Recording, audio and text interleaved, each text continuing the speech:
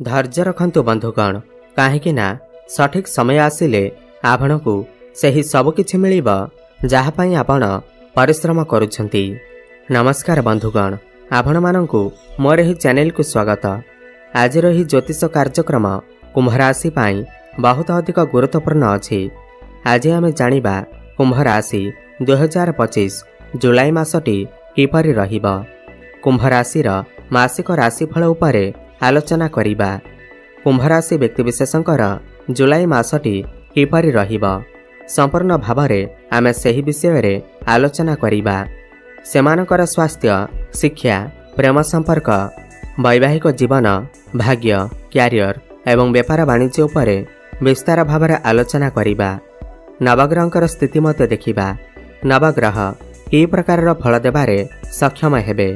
शेषरे अशुभता प्रदान करुथिबा ग्रहमानक पाई किछि विशेष प्रतिकार मते जानिबा। सेथिपाई भिडियोटी को शेष पर्यंत देखंतु।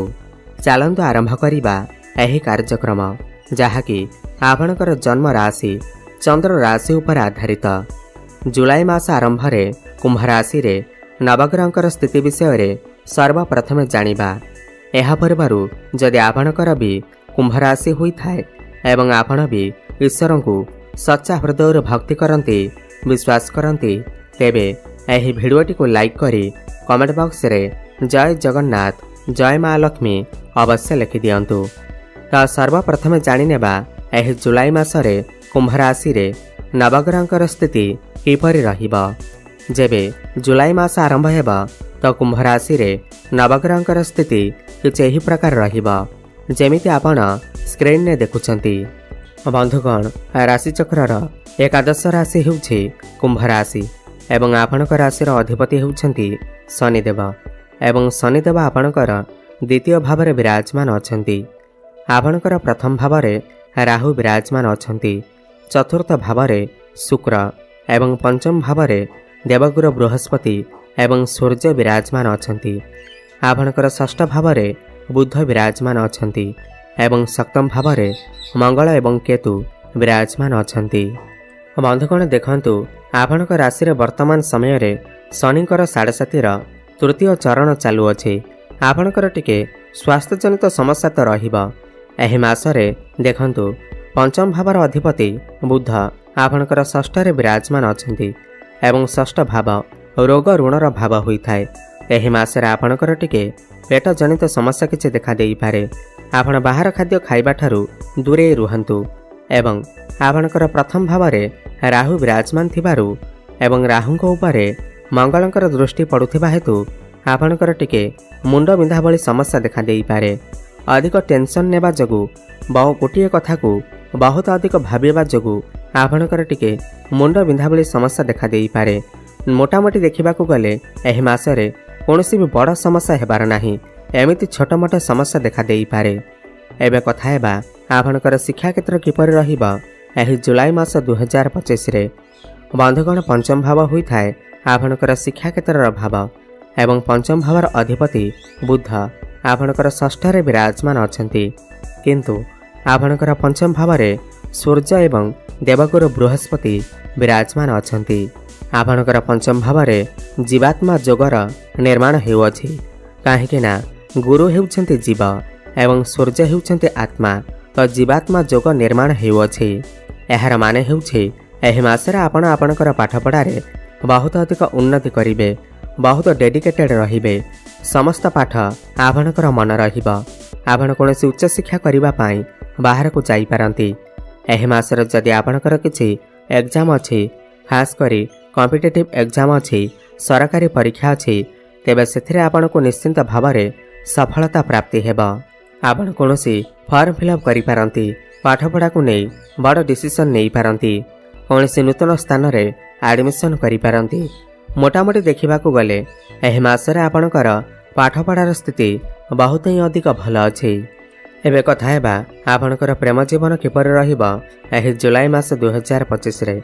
बंधुगण, पंचम भाव होइथाय आपणकर प्रेम जीवनर भाव, शिक्षार भाव एवं संतानर भाव मध्य होइथाय एवं पंचम भावरे सूर्य एवं गुरु विराजमान अछंती एवं पंचम भावर अधिपति बुध षष्ठ रे विराजमान अछंती। देखंतु एही मासरे आपण जहा सहित भी प्रेम संपर्क रे अछंती तांका भितर टिके क्रोध देखा देई पारे, अहंकार देखा देई पारे, जहा फल रे आपणकर प्रेम जीवन रे समस्या देखा देई पारे। काहेकि ना सूर्य आपणकर पंचम भाव रे विराजमान अछंती एवं आपणकर प्रथम भाव रे राहु विराजमान अछंती एवं राहुଙ୍କ उपरे मंगलंकर दृष्टि पड़ुअछि एवं मंगल आपणकर द्वितीय भाव वाणीर भाव उपरको मध्य दृष्टि देउछंती। आपणक भितरे मध्य क्रोध देखा देई पारे, एटीट्यूड देखा देई पारे, जहा फल रे आपणकर प्रेम जीवन रे समस्या देखा देई पारे, ताळमेळ रे कमी देखा देई पारे। आपण रागरे पड़ी आपणकर पार्टनर को एमिति किछि कथा कहि देई पारंती जहा फल रे तांकर मन को कष्ट होई पारे। एही मासरे विशेष भाव रे आपण आपणकर क्रोध उपरे नियंत्रण रक्षा करंतु, कथावार्ता को बदलांतु एवं परस्पर मध्य रे ताळमेळ ठीक रखंतु। संतान प्राप्तिर जोग बनुअछि। जेउ दंपति माने संतानर कामना रखुतिले तो सेमानकर संतान सुख मध्य प्राप्ति होई पारे। एबे कथा हेबा आपणकर वैवाहिक जीवन किपर रहिबा एही जुलाई मास 2025 रे। बंधुकण सप्तम भाव होई थाए आपणकर वैवाहिक जीवनर भाव एवं सप्तम भावर अधिपति सूर्य आपणकर पंचम भाव रे विराजमान अछंती, किंतु सप्तम रे केतु विराजमान अछंती। देखंतु आपणकर सप्तम भाव रे मंगल मध्य विराजमान अछंती। एही मासरे आपणकर पार्टनर टिके एनर्जेटिक रही पारंती, तांको भितरे क्रोध देखा देई पारे, जिद्दीपण देखा देई पारे। आपण एही मासरे आपणकर वैवाहिक जीवन उपरे टिके जगी रखिकी चलंतु। आपणकर पार्टनर को उपरे क्रोध करंतु नाही, जिद्दीपण आणंतु नाही, नहले समस्या रे पड़ी पारंती। आपणकर पार्टनर आपणकर कथा न सुनी पारंती। 29 जुलाई पर्यंत एही भली समस्या देखा देई पारे। एही मासरे आपण आपणकर पार्टनर को आगरे जेते भी मुंड नुआईकी रहिबे सेते आपणक पई भल। 29 जुलाई परे आपणकर वैवाहिक जीवन बहुत भल रहिबा। चिंता करिवार कोनोसी आवश्यकता नाही। आपणकर पार्टनर कर क्यारियर रे ग्रोथ होई पारे, तांको भितरे एनर्जी देखा देई पारे एवं आपण दुई जण मिसी फैमिली प्लानिंग मध्य करि पारंती। काहेकि ना गुरु आपणकर पंचम भाव रे अछंती, फैमिली प्लानिंग करि पारंती, संतान सुख आपनको प्राप्ति होई पारे। एबे कथा हेबा सबठारु गुरुत्वपूर्ण विषय वस्तु जहाँकि आपणकर भाग्य, क्यारियर एवं व्यापार वाणिज्य किपर रहिबा।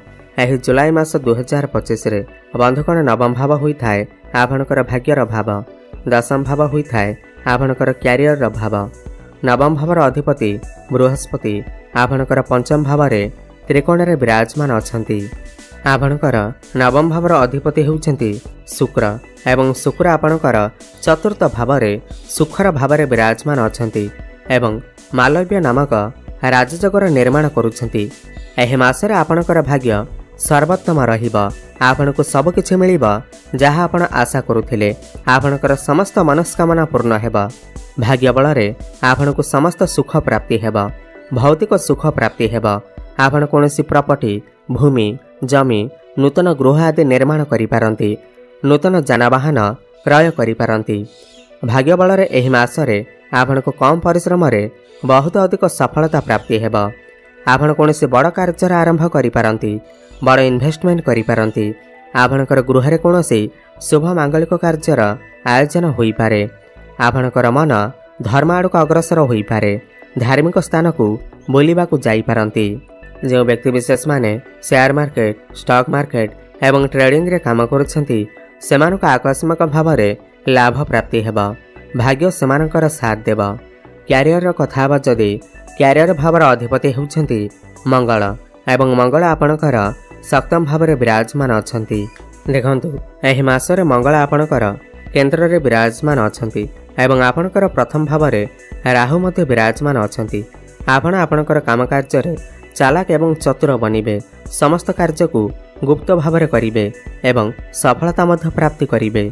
किंतु मंगलक सहित केतु थिबा हेतु आपण समस्त कार्य को भलरे तो करिवे, किंतु आपणक भितर समय समय रे द्वंद्व देखा देई पारे।